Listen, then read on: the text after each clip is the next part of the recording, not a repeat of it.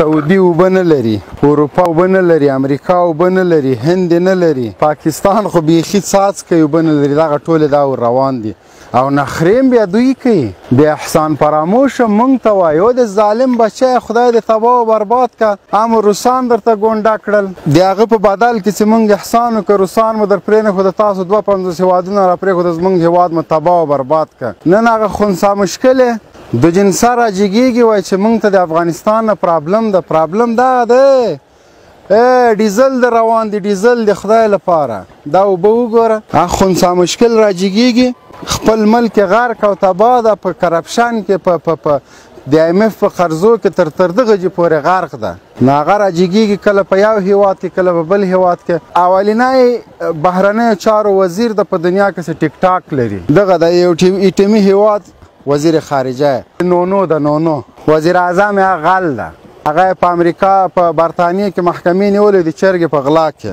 کوړکه چرګه پټه کړې وه.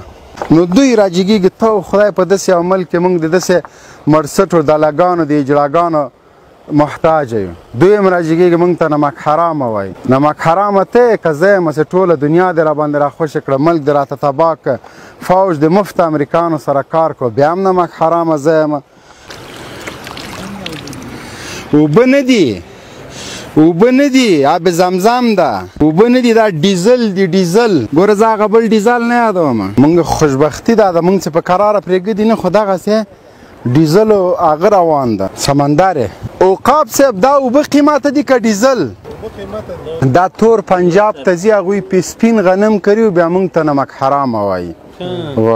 یہ پاکستان کا کوسرا وزیر خارجہ جو ہے اس کو یہ کہنا چاہتا ہوں کہ دیکھو ہمارا ملک کا یہ پانی آپ کو جاتا ہے پھر بھی آپ ہم کو نمک حرام کہتا ہے. یہ پانی نہیں ہے، ڈیزل ہے. آپ کے ملک کو فری جاتا ہے، آپ نے زراعت اس کا استعمال، اس لیے آپ نہیں چاہتا ہے کہ ہمارے ملک ترقی کرے اور اپنے پانی کو اپنے خود استعمال کرے. تو آپ نے امریکہ کا غلامی کو حق اولویت دیا، 20 سال افغانیوں کو امریکی گولیوں پر بمبار کیا، پھر بھی آپ نمک حلال ہم نمک حرام. آپ کو میں یہ کہنا چاہتا ہوں کہ خارجی سیاست کو چھوڑ دو، اپنے ملک کے ادار سے اپنے ماں اور باپ کے قاتلوں کو ڈھونڈ لو، اپنے ملک کو سنبھالو، اپنے ملک پر فوکس کر لو، افغانیوں کو مت چھیڑو. اگر پھر ہم نے ہاتھ اٹھا دیا تو پھر مشکل ہو جائے گا.